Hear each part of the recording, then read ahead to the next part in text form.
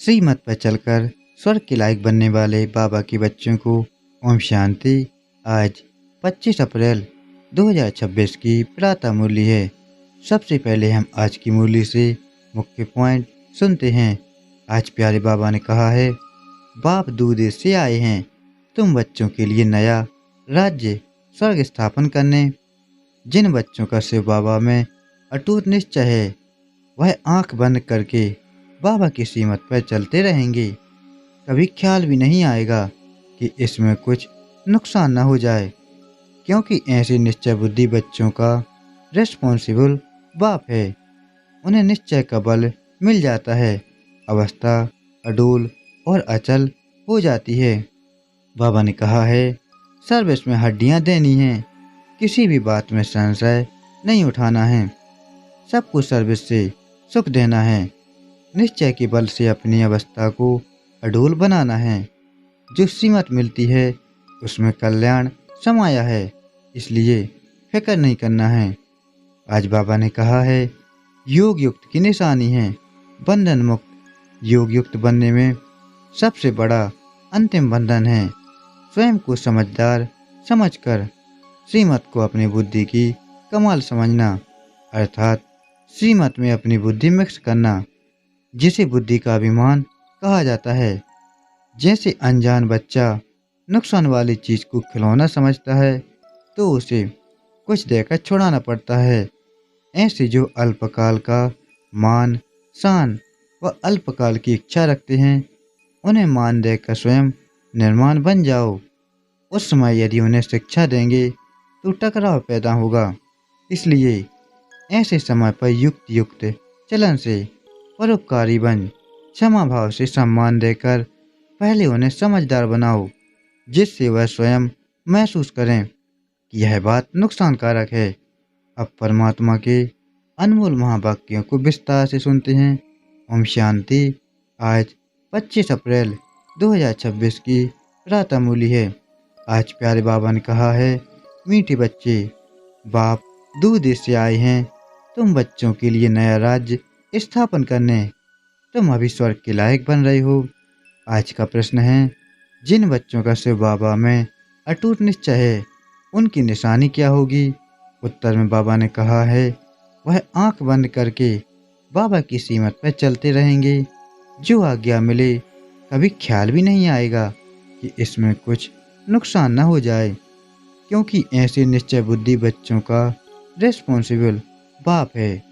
उन्हें निश्चय का बल मिल जाता है, अवस्था अडोल और अचल हो जाती है। आज का गीत है, तुम ही हो माता तुम ही पिता हो। ओम शांति। यह महिमा किसकी सुनी, जिसको सिवाय तुम बच्चों के दुनिया में और कोई जानते नहीं है। यह ऊंचते ऊंच बाप की महिमा, बाकी जिसकी भी महिमा करते हैं वह फालतू हो जाती है।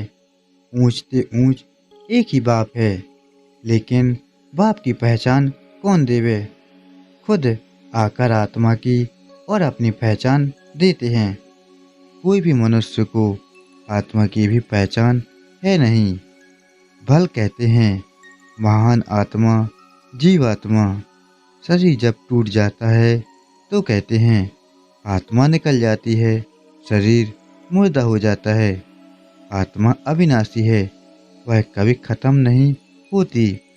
आत्मा जो स्टार मिसल है वह अति सूक्ष्म है, इन आंखों से देखने में नहीं आती है। कर्तव्य सब आत्मा करती है, परंतु घड़ी घड़ी देह अभिमान में आ जाते हैं तो कहते हैं मैं फलाना हूँ, मैं यह करता हूँ। वास्तव में करती सब आत्मा है, शरीर तो आर्गन्स हैं। यह साधु आदि भी जानते हैं कि आत्मा बहुत सूक्ष्म है, जो भ्रुकुटी के बीच में रहती है, परंतु उनको यह ज्ञान नहीं है कि आत्मा में यह पाठ बजाने के संस्कार हैं। कोई कहते आत्मा में संस्कार होते नहीं, आत्मा निर्लेप है। कोई कहते संस्कारों अनुसार जन्म मिलता है। मतभेद बहुत हैं। यह भी किसको पता नहीं कि कौन सी आत्माएं 84 जन्म लेती हैं। तुम जानते हो कि सूर्यवंशियों को ही 84 का चक्कर लगाना पड़ता है। आत्मा ही 84 का चक्र लगाए पतित बनती है। उनको अब पावन कौन बनाए? पतित पावन ऊंचते ऊंच एक ही बाप है। उनकी महिमा सबसे ऊंच है। 84 जन्म सब तो नहीं लेते, पीछे आने वाले तो 84 जन्म ले न सकें। सब इकट्ठे तो नहीं आते हैं। जो पहले पहले सतयुग में आएंगे, सूर्यवंशी, राजे और प्रजा, उन्हों के 84 जन्म होते हैं। पीछे तो मनुष्यों की बहुत वृद्धि होती है ना। फिर कोई के 83, कोई के 80 जन्म होते हैं। वह सतयुग में तो पूरी 150 वर्ष आयु होती है। कोई जल्दी मर न सके। यह बातें बाप ही बैठ समझाते हैं। अब कोई परमपिता परमात्मा को नहीं जानते हैं। बाप कहते हैं कि जैसे तुम्हारी आत्मा है, वैसे मेरी भी आत्मा है। तुम सिर्फ जन्म मरण में आते हो, मैं नहीं आता हूँ। मुझे बुलाते भी तब हैं जब पतित बनते हैं। जब बहुत दुखी हो जाते हैं तब बुलाते हैं। इस समय तुम बच्चों के कुछ बाबा पढ़ा रहे हैं।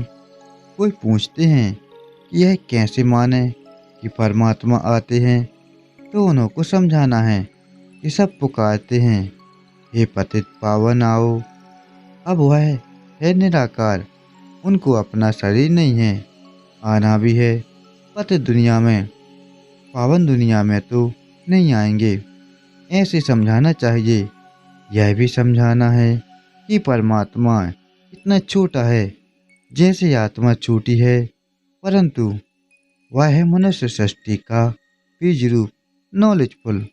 बाप कहते हैं कि तुम मुझे परमपिता परमात्मा कहते हो, पुकारते हो, तो जरूर आएंगे ना। गायन भी है कि दूर देश का रहने वाला आया देश पर आए। अभी बाप द्वारा मालूम पड़ा है कि अभी हम पराये देश अर्थात रावण के देश में हैं। सतयुग त्रेता में हम ईश्वरीय देश अर्थात अपने देश में थे। फिर द्वापर से लेकर हम पराये देश, पराये राज्य में आ जाते हैं, वाम मार्ग में आ जाते हैं। फिर भक्ति शुरू हो जाती है। पहले पहले शिव बाबा की भक्ति करने लग जाते हैं। वे लोग शिव का इतना बड़ा लिंग बनाते हैं, परंतु इतना बड़ा तो वह है नहीं। अभी तुमने समझा है कि आत्मा और परमात्मा में क्या फर्क है। वह नॉलेजफुल, सदा पावन, सुख का सागर, आनंद का सागर है। यह परम आत्मा की महिमा है ना। जब बुलाते हैं कि हे पतित पावन आओ, वह परम पिता जो कल्प कल्प आते हैं, दूर देश के रहने वाले मुसाफिर को बुलाते हैं, उनकी महिमा गाते हैं। ब्रह्मा सरस्वती को तो बुलाते नहीं हैं, पुकारते हैं निराकार परमात्मा को। आत्मा बुलाती है कि दूर देश के रहने वाले अब आओ देश पर आए, क्योंकि सब पतित बन चुके हैं। मैं भी आऊँगा तब जब रावण राज्य खत्म होना होगा। मैं आता भी हूँ संगम युगे, यह किसको भी पता नहीं है। कहते भी हैं कि वह परम आत्मा बिंदी है। आजकल फिर कहते हैं आत्मा सो परमात्मा, परमात्मा सो आत्मा। आत्मा सो परमात्मा हो न सके। आत्मा परमात्मा दोनों अलग अलग हैं। रूप दोनों का एक जैसा है, परंतु आत्मा पतित बनती है। 84 जन्मों का पाठ बजाना पड़ता है।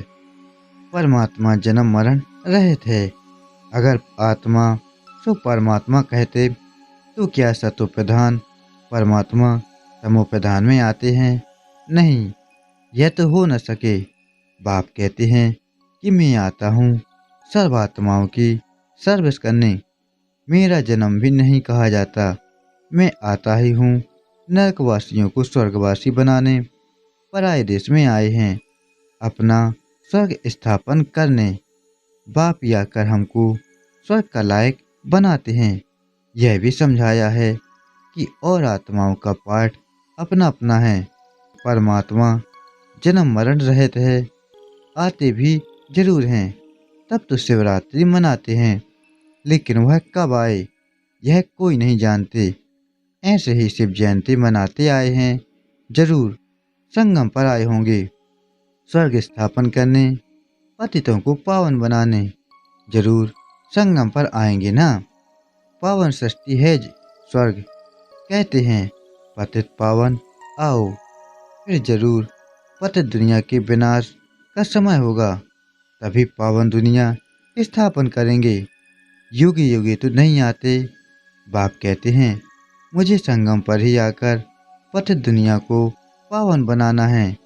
यह पराया देश है, रावण का देश है, परंतु यह कोई मनुष्य थोड़े ही जानते हैं कि रावण का राज्य चल रहा है। कब से यह रावण राज्य शुरू हुआ कुछ भी पता नहीं। पहली पहली मुख्य बात आत्मा और परमात्मा का राज समझाना है। फिर समझाना है कि वह कल्प के संगम युग पर आए हैं पावन बनाने। यह काम उनका ही है, ना कि श्री कृष्ण का। श्री कृष्ण ने तो खुद ही 84 जन्म ले नीचे उतरते हैं। सूर्यवंशी सब नीचे उतरते हैं। झाड़ आधा ताजा आधा पुराना थोड़ी होगा। जड़ जड़ीभूत अवस्था सबकी होती है। कल्प की आयु का भी मनुष्यों को पता नहीं है। शास्त्रों में लंबी चौड़ी आयु दे दी है। यह बाप ही बैठ समझाते हैं, इसमें और प्रश्न उठ न सके। रास्ता बाप सच ही बोलते हैं। हम इतने वीके हैं, सब मानते हैं तो जरूर हैं, तब तो मानते हैं। आगे चल जब विनाश होगा तो समझ में भी आ जाएगा। पहले पहले मनुष्यों को यह समझाना है कि परमपिता परमात्मा निराकार दूर देश से आए हैं, परंतु किस शरीर में आए, सूक्ष्म तन में आकर क्या करेंगे। जरूर यहाँ आना पड़े। प्रजापिता ब्रह्मा भी यहाँ चाहिए। ब्रह्मा कौन है यह भी बाप बैठ समझाते हैं। जिसमें प्रवेश किया है वह अपने जन्मों को नहीं जानते थे, तो बच्चे भी नहीं जानते थे। बच्चे भी तब बनते जब मैं एडाप्ट करता हूँ। मैं इन साकार सहित बच्चों को समझाता हूँ कि क्या तुम अपने जन्मों को भूल गए हो। अभी सृष्टि का चक्र पूरा होता है, फिर रिपीट होगा। मैं आया हूँ पावन बनाने के लिए, राजीव सिखाने। पावन बनने का और कोई रास्ता नहीं है। अगर यह राज मनुष्य जानते तो गंगा आदि पर स्नान करने, मेले आदि पर जाते नहीं। इन पानी की नदियों में तो सदैव स्नान करते रहते हैं। द्वापर से लेकर करते आए हैं। समझते हैं कि गंगा में डुबकी मारने से पाप नाश होंगे, परंतु कोई के भी पाप नाश होते नहीं। पहले पहले तो आत्मा और परमात्मा का ही राज बताओ। आत्माएं ही परमात्मा बाप को पुकारती हैं। वह निराकार है, आत्मा भी निराकार है। इन आर्गन्स द्वारा आत्मा पुकारती है। भक्ति के बाद भगवान को आना है, यह भी ड्रामा में पार्ट है। बाप कहते हैं मुझे नई दुनिया स्थापन करने आना पड़ता है। शास्त्रों में भी है कि भगवान को संकल्प उठा तो जरूर ड्रामा प्लान अनुसार संकल्प उठा होगा। आगे इन बातों को थोड़े ही समझते थे, दिन प्रतिदिन समझते जाते हैं।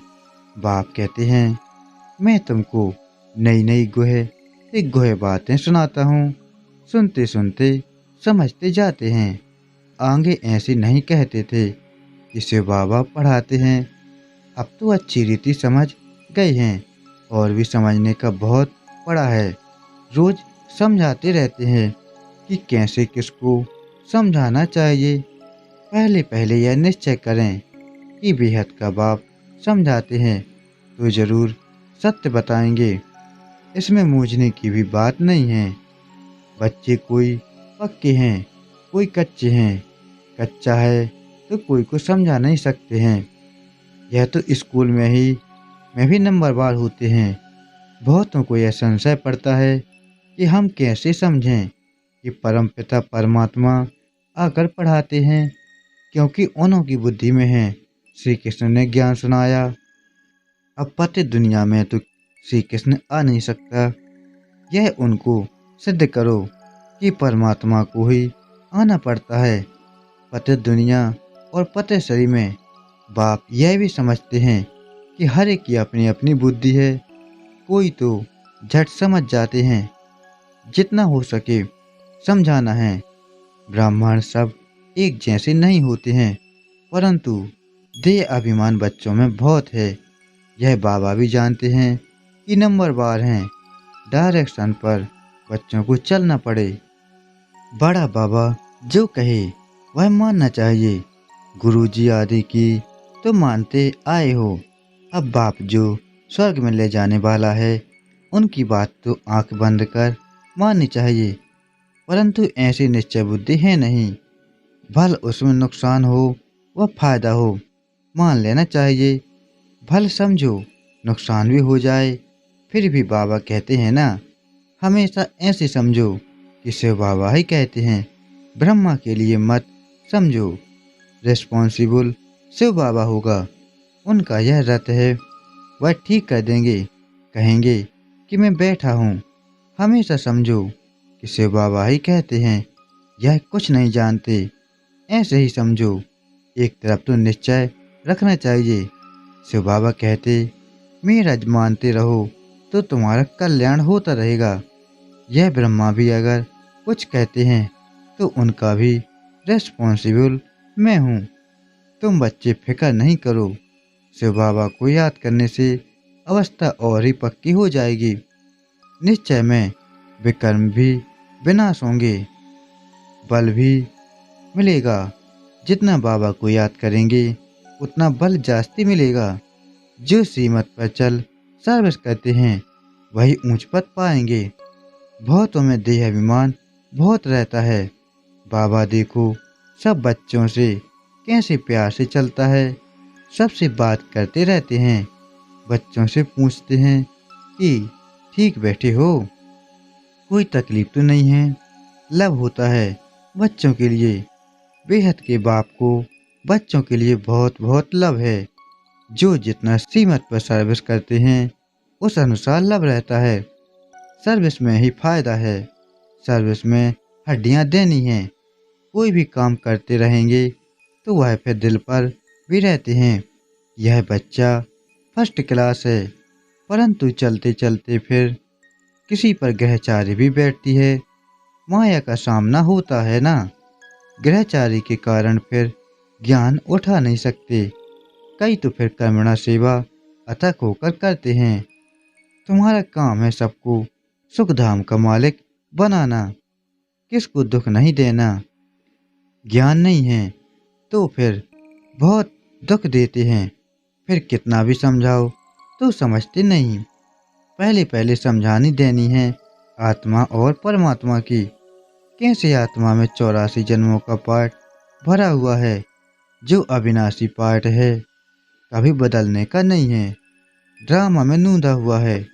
यह निश्चय वाला कभी हिलेगा नहीं। बहुत हिल जाते हैं। पिछाड़ी में जब भंगूर को आग लगेगी तब अचल बन जाएंगे। अभी तो बहुत युक्ति से समझाना है। अच्छे अच्छे बच्चे तो सर्विस पर रहते हैं, दिल पर चढ़े रहते हैं, बहुत तीखे जाते रहते हैं, बहुत मेहनत करते हैं। उनको सर्विस का बहुत शौक रहता है। जिनमें जो गुण हैं वह बाबा वर्णन करते हैं। अच्छा, मीठे मीठे से खिलाते बच्चों प्रति माता पिता बाप दादा का याद प्यार और गुड मॉर्निंग। रूहानी बाप की रूहानी बच्चों को नमस्ते। हम रूहानी बच्चों की रूहानी माता पिता बाप दादा को याद प्यार गुड मॉर्निंग और नमस्ते। शुक्रिया बाबा, आपका पद्मों पद्मों गुना शुक्रिया। आज धारणा के लिए मुख्य सार है। पहला है, सर्विस में हड्डियां देनी है। किसी भी बात में संशय नहीं उठाना है। सबको सर्विस से सुख देना है, दुख नहीं। दूसरा है, निश्चय के बल से अपनी अवस्था को अडूल बनाना है। जो श्रीमत मिलती है उसमें कल्याण समाया हुआ है, क्योंकि रिस्पॉन्सिबल बाप है, इसलिए फिक्र नहीं करना है। आज का दिव्य वरदान है, योग युक्त स्थिति द्वारा सूक्ष्म व कड़े बंधनों को क्रॉस करने वाले बंधन मुक्त भव। योग युक्त की निशानी है बंधन मुक्त। योग युक्त बनने में सबसे बड़ा अंतिम बंधन है स्वयं को समझदार समझकर सीमत को अपनी बुद्धि की कमाल समझना, अर्थात सीमत में अपनी बुद्धि मिक्स करना, जिसे बुद्धि का विमान कहा जाता है।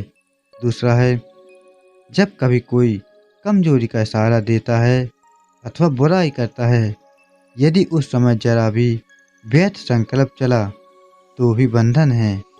जब इन बंधनों को क्रॉस कर हार जीत निंदा स्तुति में समान स्थिति बनाओ, तब कहेंगे संपूर्ण बंधन मुक्त।